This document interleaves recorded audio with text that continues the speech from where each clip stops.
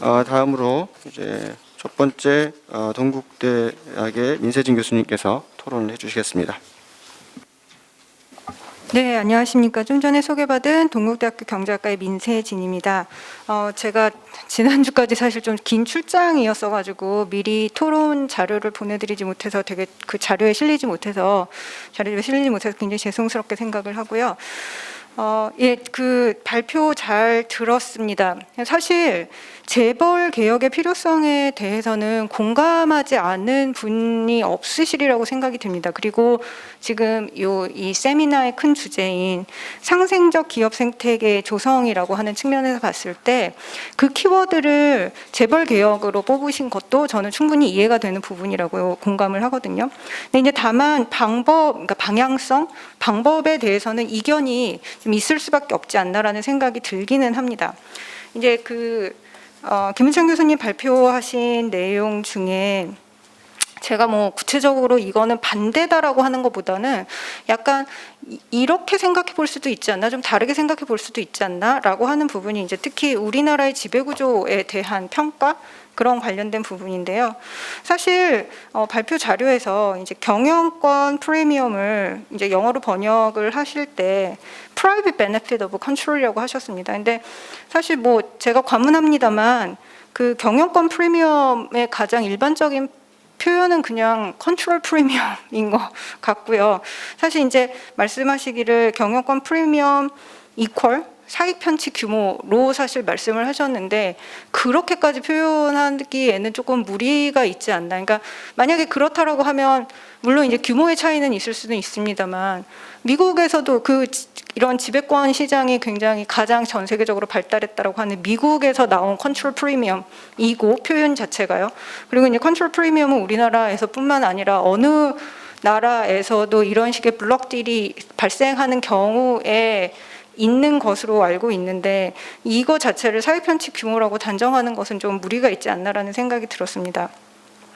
그다음에 이제 지주 회사에 대해서 사실 이게 이제 지주 회사가 이제 그러니까 대주주들의 사익 편취 수단으로 악용될 수 있는 가능성에 대해서 말씀을 해주셨는데 사실 그럴 가능성이 없다면 이상할 것 같기도 하고요. 특히 이제 우리나라처럼 형태적으로 봤을 때 순수 지주회사만 법적으로 인정을 하는 경우에 당연히 지주회사는 자회사로부터 받아들이는 수입만 수입이 되는 거거든요. 근데 그렇게 봤을 때 이제 제가 이게 정확하게 수평적인 그런 그 사례가 될 수 있는지는 모르겠습니다만 아시다시피 지금 뭐 작년부터 좀 핫한 이슈 중에 하나로 작년 말부터 유럽 특히 이제 프랑스하고 미국 사이에 갈등이 일어나는 부분 중에 하나가 이른바 디지털세라는 게 있습니다. 이제 구글세라고도 불리는 그런 이슈가 있는데 보면은 그게 이제 중심에 어떤 사실이 있냐면 미국의 구글 본사가 세금을 회피하기 위해서 세금을 가능한 한 적게 내기 위해서 지식재산권을 이리저리 이제 넘기고 근데 이제 그 과정에서 보면 회계 기준상으로 봤을 때 잘못한 건 아니거든요. 그러니까 회계 기준에 맞게 했는데 넘길 때는 굉장히 낮은 가격으로 넘기고 그거를 또 이용해서 돈을 벌 때는 또 되게 많은 돈을 벌는 그런 방법으로 세금을 회피하는 그런 것들이 이슈가 돼서 지금 구글세도 세계적으로 논란이 되는 경우를 봤을 때 사실 특별히 그러니까 자회사를 통하지 않고서는 수입이 발생하기 어려운 지주회사의 구조를 봤을 때 그러니까 이게 딱 사전적으로 또는 이렇게 선언적으로 어디서부터 어디까지는 오케이고 아니고라고 하는 게 굉장히 저는 위험하지 않을까라는 생각이 들었습니다. 그다음에 이제 이사회 감독 기능 부재를 지적을 하시고 거기에 대해서 이제 실제 사례로부터 그 당시 이제 논란이 됐던 이사분들의 이제 사진까지 보여주셨는데 사실은 이제 거기서 이제 부재라고 했다라는 것은 하지 말았어야 되는 일이 또는 일어나지 말았어야 되는 일이 벌어졌다라고 하는 것을 전제로 하는 것 같고 저는 사실은 잘 모르겠습니다. 그게 진짜 뭐 제가 직접 비즈니스를 하는 사람도 아니고 그게 일어나지 말았어요. 그러니까 삼성물산의 합병이 일어나지 말았어야 되는 일인지 어쩐지는 제가 판단할 문제는 좀 아니라는 조심스러운 생각이 듭니다만 사실 이제 뭐 아시겠지만은 이제는 만약에 이제 이사들이 이런 것들을 결의를 하고서는 그게 이제 사후적으로 문제가 되는 경우에 이사들도 굉장히 무거운 법적 책임을 지게 되어 있거든요. 그래서 이제 그런 리스크를 감안을 했을 때 그냥 이사회 감독 기능이 그냥 부재하다라고 결론 내려도 되는 것인지라고 하는 좀 생각이 들었고요.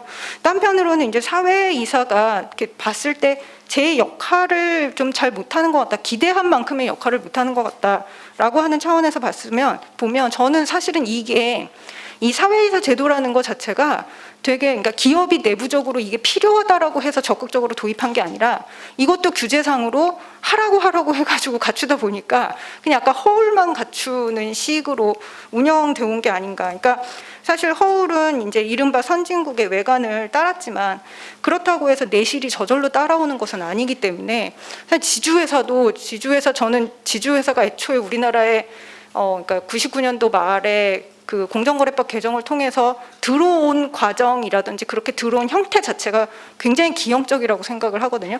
그래서 기형적으로 도입이 됐기 때문에 지금 계속 기형적인 문제가 발생하고 있다라고 보고 있어서 굉장히 뭐라 그럴까, 그러니까 좀 제가 이제 딱히 대안이 있는 것은 아닙니다만 제가 가지고 있는 문제의식이 이렇다 보니까 방향성이라든지 대안에 대해서도 이렇게 아주 선뜻 동의하기는 좀 어려운 부분이 있는 것 같습니다. 사실 지금 공정경제 3법이 그러니까 생각보다 좀 지체되고 있다, 통과가 지체되고 있다라고 하는 것에 저는 글쎄 제 판단이 물론 틀릴 수도 있겠습니다만 저는 가장 큰 원인이 임대차 3법의 후폭풍이 큰 거라고 생각을 하거든요. 그러니까 생각보다, 그러니까 정말 전격적으로 스피디하게 통과시킨 임대차 3법의 후폭풍이 생각보다 빨리 너무나 크게 나타나다 보니까 약간 이렇게 전격적으로 통과시켜도 되는 걸까라고 하는 약간 전반적인 두려움이 좀 형성이 됐다라고 보고요. 그런 차원에서 봤을 때 사실 시장의 움직임이라고 하는 건, 그러니까 시장이, 대부분의 경제학자들이 시장이 뭐 좋아서 옹호하는 게 아니라 두려워서 경외시하는 거다라고 저는 생각을 하는데, 그런 차원에서 봤을 때 시장의 실패를 어떻게 우리가 어드레스를 할 것이냐, 저는 사실 개인적으로 시장의 실패 중에 가장 중요한, 가장 여파가 큰 시장 실패는 정보 비대칭 문제라고 생각을 하는데, 사실 정보 비대칭 문제를 나라가 나서서 해결해 주는 건 저는 생색이 잘 안 나서 잘 안 하는 거다라고 좀 개인적으로 생각을 하고 있어서, 좀 해법에 있어서는 차이가 있을 수는 있겠습니다만 전반적으로 재벌 개혁이 필요하다라고 하는 취지에 대해서는 너무나 공감을 하고요. 좀 더 동의가 되는 방향으로 좀 해법이 모아졌으면 좋겠다라고 하는 바람입니다. 네, 이상입니다. 다음으로 성경제과장님께서 토론해 주시겠습니다. 네, 안녕하십니까. 저 공정거래위원회 기업집단정책과장입니다. 먼저 오늘 뜻깊은 행사를 마련해 주신 존경하는 최정표 원장님께 감사드리고, 오늘 발제해 주시는 김우창 교수님, 그리고 내부거래 문제점과 개선 방안을 발표해 주신 윤경수 교수님과 양용환 정책연구부장님께 진심으로 감사드립니다. 사실 저는 요즘 가칭 재계 저승사자 2호로 불리고 있는 사람입니다. 1호는 저희 국장이고요. 오늘 1호는 이제 국회에서 지금 관련 법 입법을 위한 노력을 지금 경주하고 있습니다. 원래 같이 해야 되는데 오늘 KD 행사 때문에 제가 이쪽으로 오게 됐습니다. 저승사자 그러니까 기분은 별로 좋지 않습니다만은 이게 왜 그럴까 생각해 봤더니 살아서는 만나기 싫은 사람이라는 뜻인 것 같고요. 기업들이 일단은 자주 보지 않았으면 좋겠다는 생각을 하는 것 같습니다. 왜 그런가 생각해 봤더니 내부거래 규제 때문에 그런 거 아닌가라는 생각을 합니다. 삼성 SDS, 현대 글로비스 이노션, 그다음에 한화 SNC, 다 들어보셨겠지만은 결국에는 다 내부거래와 또 이제 지배력의 어떤 편법적인 승계와 관련돼서 명예롭지 못한 이름으로 이제 우리 사회에서 불리고 있는 기업들인 것 같습니다. 매우 안타까운 현상이라고 생각하고, 이거는 다분히 한국적인 현상이고, 특히 이 경영권을 승계하는 시점과 맞물릴 때 가장 좋지 않은 사례들이 나오고 있는 것 같습니다. 오늘날 같이 기업 집단이 이제 형성돼 있고, 특히 저희 나라 같이 수직 계열화가 이렇게 확고하게 마련돼 있는 그런 구조화된 체제에서 내부거래라는 것을 못하게 한다거나 아니면 어떤 내부거래에 대해서 약간 이게 좋지 않은 거라고 말하는 것 자체도 사실은 그 국회 논의 과정이나 이런 데서는 벽안시되는 그런 정도로 자연스러운 어떤 그런 거래의 일종이다라고 생각을 하고 있고요. 다만 이게 이제 효율성 증진이나 이런 것과는 전혀 관계가 없이 총수 일가의 이익만을 몰아주는 그런 내부 거래에 대해서 이 부작용이 심각하기 때문에 그러한 것들에 대한 규제 방안이 마련된다라고 저는 이해를 하고 있습니다.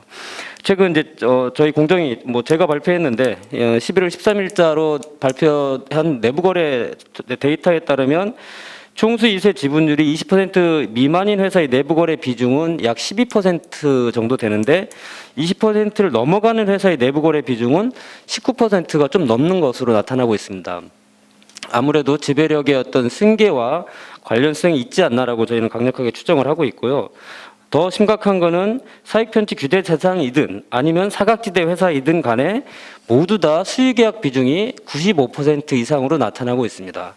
사실은 공공조직에서 수의계약을 하게 되면 수의계약에 사유도 있어야 되고 또 그런 것들을 사실은 증빙할 수 있는 여러 가지 이유들도 있어야 되는데 민간 기업이다 보니까 사실 그런 것들에 대한 증빙이나 사유도 정확하게 밝혀지지 않고 있습니다. 그런 상태에서 수의계약이 95% 이상 이루어지고 있다는 것은 뭔가 조금 총수 일가의 이익과 관계되는 것들이 있지 않느냐라는 그런 좀 문제 의식을 좀 갖고 있습니다. 공정위는 이런 내부 거래의 문제점을 인식하고 부당 지원 행위나 총수 일가의 사익 편취 행위에 대해서 적극적으로 시장 상황을 모니터링하고 그다음에 사익 편취 금지의 경우에는 공정거래법 개정을 통해서 규제 사각지대를 최소화하려고 하는 작업도 지금 진행 중에 있습니다. 오늘 이제 우리 윤경수 교수님과 양용호 박사님께서 제시해준 그런 개선 방안에 대해서 몇 가지 제가 코멘트를 좀 하겠습니다. 이거는 어디까지 연구하신 분들의 연구이기 때문에 제가 이 갔다부터 옳고 그름을 말씀드릴 수 있는 건 아니고 현실적으로 정책을 집행하다 보니까 현실적으로 이게 이제 집행 가능성이라든지 또 국회 통과 가능성이라든지 이런 것들을 좀 고민할 필요가 있어서 그런 부분에 있어서 말씀드리겠습니다. 사실 총수일가 지분율을 통한 규제는 필연적으로 사각지대가 발생할 수밖에 없고 그 부분은 이미 2014년도 그 법 개정 과정에서 나타났습니다. 지분 매각을 통해서 규제를 회피한 글로비스 사례도 있고 분사를 통해서 자회사 형태를 통해서 규제를 회피한 웰스토리 사례도 있습니다. 먼저 구조적 접근 방법과 관련해서는 내부 거래 자체가 위법한 것은 아니라는 점에서는 총수 일가의 지분율을 사전적으로 제한한다거나 이런 경우에는 이제 재산권을 지나치게 침해할 우려가 있기 때문에 위헌의 소지가 있습니다. 따라서 이런 부분들은 조금 더 신중하게 접근할 필요가 있다고 생각하고 그런 규제를 한다 하더라도 사실은 간접 지배를 통해서 얼마든지 사익을 편취할 수 있는 가능성도 있고요. 지분 매각 명령도 비슷한 논지에서 약간 신중하게 접근할 필요가 있고 더 나아가서는 사실 소액주주의 피해도 간과할 수 없는 부분도 있다고 생각을 합니다. 그다음에 소수주주의 견제장치 마련에 대해서는 전적으로 동의를 합니다. 다만 이제 그런 것들이 동의 절차의 요구에 따라서 어떤 의사결정 비용이 과도하게 발생한다면은 그거에 대한 문제점들이 발생할 수 있다는 부분도 또 좀 더 지적을 하고 싶습니다.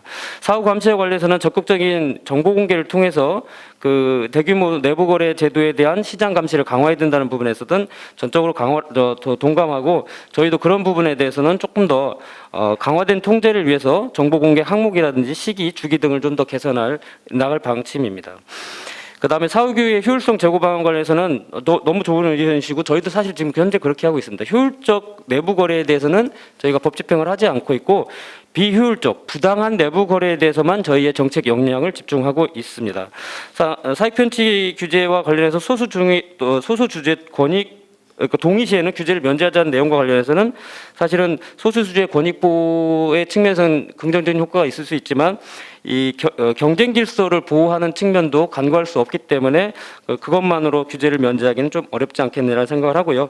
현재 공정거래위원회는 현재 국회에 계류되어 있는 그런 법안이 통과되면 부당 내부 거래의 감시 대상이 상당히 늘고 규제 사각지대가 최소화될 수 있기 때문에 내부 거래를 통제할 수 있는 측면에서는 긍정적인 효과가 있을 거라고 생각합니다. 예, 이상 마치겠습니다.